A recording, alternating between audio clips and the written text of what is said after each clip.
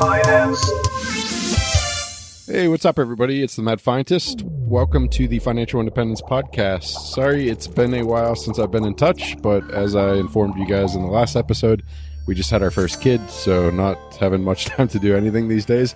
But I do actually have a lot of really exciting stuff lined up because I recently just talked to Ramit Sethi from I Will Teach You to Be Rich. And it was great to have him back on the podcast to talk about something that I'm going to be focusing a lot on next year, I think. So really excited to get that episode out to you, hopefully in January. So stay tuned for that because I know Ramit was one of my most popular guests I've ever had on the show. So he didn't disappoint on this interview either. I also got a couple other interesting interviews lined up for January, so those will hopefully come out early next year as well.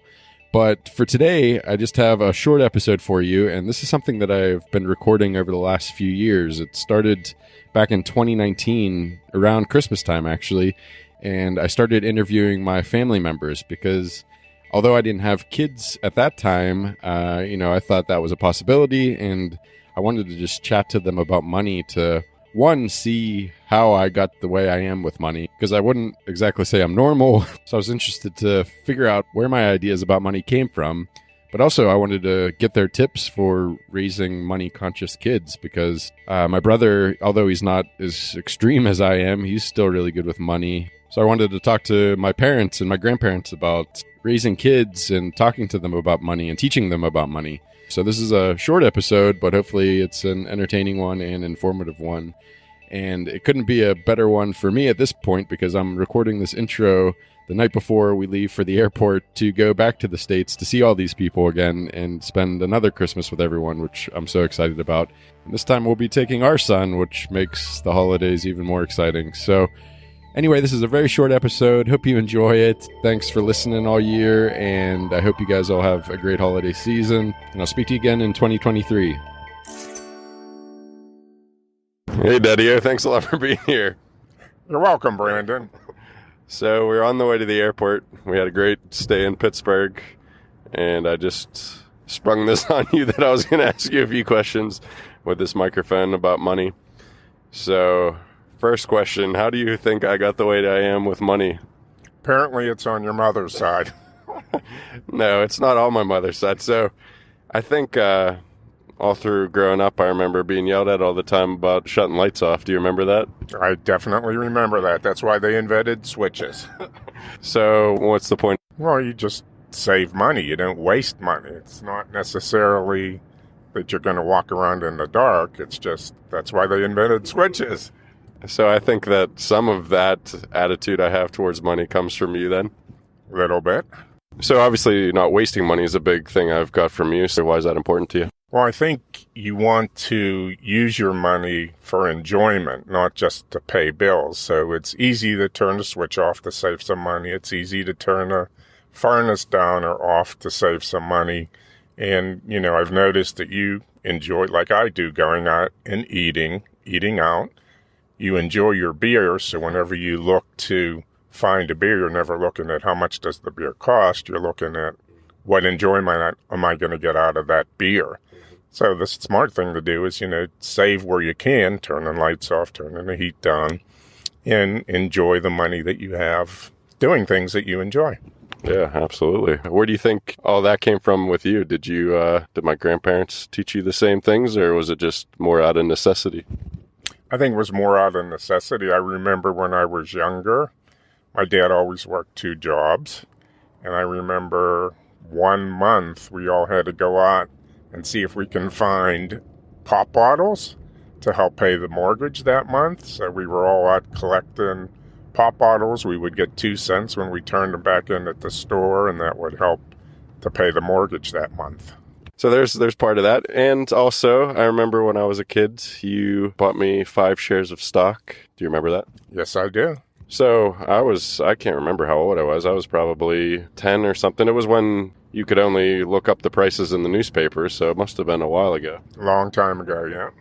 So what was the idea behind that? About investing and saving. And apparently it's worked well. Yeah, that was a big turning point. And you've also told me, invest early so that you have lots of time for your money to grow and max out your 401k. Yep, it's very, very important. So is there any advice you'd give to parents out there? Just teach them life lessons early. Teach them about investing and saving and how important it's going to be in the future, because we don't know if Social Security is going to be around in 20, 30, 40 years. So they need to figure out what plan they're going to have when they get to my age, retirement age, and what money they're going to have available to them. Excellent. Well, thanks, Dad. Thanks for all those lessons. And thanks for joining me on the podcast today. You're welcome, Brandon. Thanks, buddy. Hey, Mom. Thanks for being here. Oh, you're welcome, Brandon. So this is a long time coming. This is actually a year and a half delayed, because every other interview in this episode was recorded Christmas time in 2019. And we got too busy during Christmas to do this interview. But I didn't think it mattered because I was planning to come back in May of 2020. But then the coronavirus happened. So now we are May 2021, and I finally made it back to Florida. And now we're sitting here and finally able to do this interview. So, money. Where did my love of money come from, do you think? At a very early age. I remember your brother probably was about 3, 4, and so then maybe you about 6 or 7. And I caught you telling Brian, your younger brother, Brian, I'll give you 2 dimes for 1 quarter. So, of course, Brian at 3 or 4 thought, wow, I get 2 for 1. And, of course, he's trading. And I was like, Brandon, you cannot do that. And then as you got older, I think this all came from your grandparents, to be honest. I'm wondering, because as you got older, Grandma made you hacky sacks. She would crochet hacky sacks for you. They were really big at the time. And you were maybe in middle school at the time, and you would take them to school, and all the kids loved them, so you began selling them. And you gave Grandma a stipend to buy material, but you kept all the profits. She also taught you poker. That's right. Yeah, she did.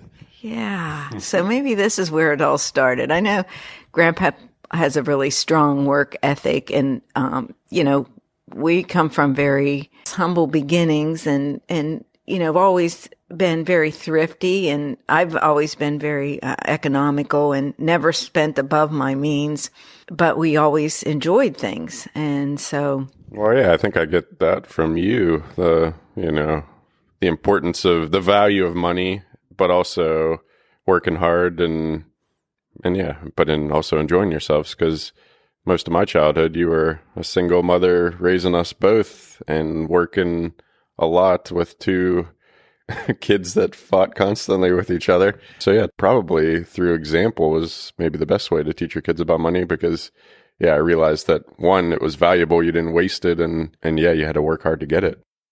So, and I remember too, when you were young, Grandma or Grandpa, you'd get a gift of, say, $10, and you would save your $10, or you would try to make $20 out of your $10. I mean, you would buy gemstones that you thought would appreciate, or different comic books that you thought would be good, or cards, different cards that you could double your investment.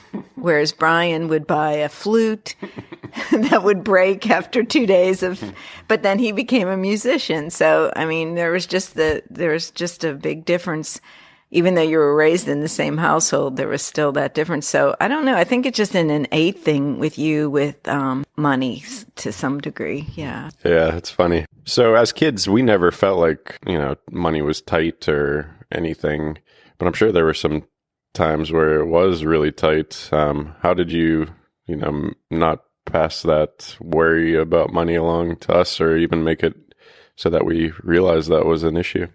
I really don't remember money being tight. I mean, I remember like the home I bought, I made sure that the mortgage was at a point which I could handle no matter what, because there were a couple times I had to leave my full-time job and work as part-time, but it was still enough to do that. I just never took out credit that knew I couldn't handle.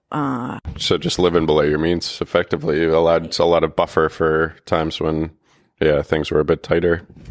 Yeah, and I also appreciated there's so much that you can enjoy that doesn't cost money. You don't need things. Even with this pandemic, this was a really good lesson to learn because we've saved so much during this pandemic just for the fact that we're not going to stores and because you go to a store and you find that there's so many things you didn't even know you needed and you don't need them. And Yeah, just listening to Grandpap last night at dinner when he was saying how they didn't have enough money when he was working with 3 kids to go out to a vacation, but then you guys started camping, and yeah, just the laughs and the smiles on their faces when they were counting all the crazy camping stories that you ended up doing instead, and all those experiences. Yeah, they weren't as luxurious as maybe going to a fancy beach holiday or something. So to wrap up, I don't know if you have any sort of advice for parents out there if they do want to raise money conscious kids, but I'd be interested to hear. Well, I think first, like you said, it's modeling that behavior. Also, giving them a little bit of freedom, allowing them to have some money to spend in a way that they want to. They learn from mistakes. I mean, when you buy a flute that breaks in 2 days and your brother still got his gemstones or he's got whatever he's bought and playing, you kind of learn from that and you might choose differently next time. There's a limit, you have to set limits. So you give them $1, $2, whatever it is. Now it probably has to be $5 to get anything decent, but then, they spend it the way they want, but they'll learn from that. And you don't give them more because they spent it. And, you just set limits and they have to learn the consequences of it. But modeling is really good. And just spending time with your kids, giving them things is not the way to show love all the time. It's really investing in them, investing in time with them. The other thing, I mean, growing up, you guys never did without when it came to, they played hockey, they played soccer, guitar, violin, karate, baseball. I mean, there were so many activities that you got involved with, and there are ways to do that economically as parents too. Join the Y or different things that you don't have to put a lot of investment and play it against Sam. We bought all your sports gear secondhand. We didn't have to buy it firsthand. You grow out of it in half the season. But I just think, just investing time versus things is important for kids to see because, and then when you do have something, really appreciating it, showing, always thanking people. I know one thing that I'm very proud of both of you is that when you do receive something from someone, a gift, a card, whatever, you always respond with thanks and appreciation. And I think that's a value for parents. And parents have to teach their kids that too. Kids, don't automatically know that. Yeah, and you let us get jobs when we were young, like paper routes and all that sort of stuff. So, yeah, I think obviously working for the money teaches you the value of it. Exactly. I mean, that certainly is a great way to teach kids the value of it because of anything, even education. When you're paying some for your school or you're invested in it in some sense, you appreciate it more. And I know it's too many people that go, their school's all paid for and then they never finished or they end up flunking out because they're partying too much. Whereas when it's some type of investment you've made in it, you're going to work harder to see it through. So that's a great point. Well, thank you, Mom, for spending the time with me. I can't believe it is a year and a half after this project first kicked off, but I'm glad we got to sit down and chat about money. And yeah, thanks for teaching me so many valuable lessons. No problem. Merry Christmas, Grandma and Grandpap. Merry Christmas. Merry Christmas. So we're sitting here at my mom and stepdad's house after an amazing meal made by my mom and my grandmother. And I'm stuffed and we're just relaxing before everybody goes home. And I just wanted to chat to you guys a little bit about money because I don't know sort of how I became the way I am with money, but I'm sure you guys have some sort of idea. Oh, yes. Money was very important to you from your childhood up. So ever since I was a kid, you think? Oh, yeah. You would do anything for a dime or a nickel. At one time, we went to a wedding, and you were probably about 4 or 5.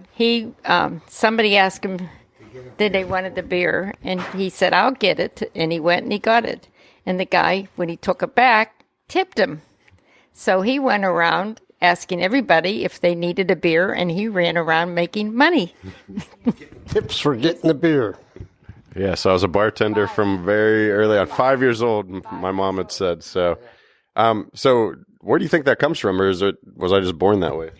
I think it was just the way you were born, because it seemed that money was very important to you. And your grandfather said you can't get anywhere without money. So make as much as you can if you want to do things. That's true, and that's a lesson I took to heart. We were laughing today because we were talking about how my hands were so smooth. Smoother than a baby's bum. Yeah. Lack of work. Lack of work. And I remember when I was a kid that you said to me, Grandpa, you better study hard because you're not gonna work too hard. Yeah, you're not gonna do any manual labor. That's for sure. When you were younger and you come down to rake the leaves in my yard, you spent more time in the living room watching TV than you did raking. That's true. Yeah. So I don't know where that comes from, but we had friends at our house for a swimming party, and your mom and your brother were in the pool, and my friend decided to throw money in the pool and have you guys dive for it. And it came time that Mom said, you have to go home because you have school tomorrow. So she made you go home, and you were home about 3 minutes, and you ran to the phone and called back. I wanted to know if anybody else found any more money. Yeah. So who knows where that came from, but I knew it was always important to me growing up. But you guys were always good examples with money. We never had much. Yeah, but you worked hard and you provided for your families. And how many jobs did you have at one point? And you were working a ton back when you were in the... 3 jobs. I worked for the post office. On my days off, I worked for the roofer 2 days a week. And then after work at the post office, I delivered items for the blind for 25 cents a package. Jeez. And Grandma, you were working hard too because you had 4 kids, but then you also fostered how many kids? 13, but not all at one time. One at a time. Yeah, 13 babies. They were newborns. So I think that must have played a huge role and great influence growing up. And I saw that, how hard you worked to provide for such a big family and then an extended family that you willingly took in as well. So yeah, is there anything you would recommend to anyone that does have kids to teach them about money? It's important, but it's not everything. That's a great lesson. Well, thank you both for all of the life lessons you've taught me over the years, and Merry Christmas. And it's thanks for agreeing to do this last minute. I sprung this on you right as you're finishing your meals and wanting to go to bed because we've eaten so much food. So thank you for joining me on this. Oh, thank you for asking us. All right. Love you guys. Love you too. Finance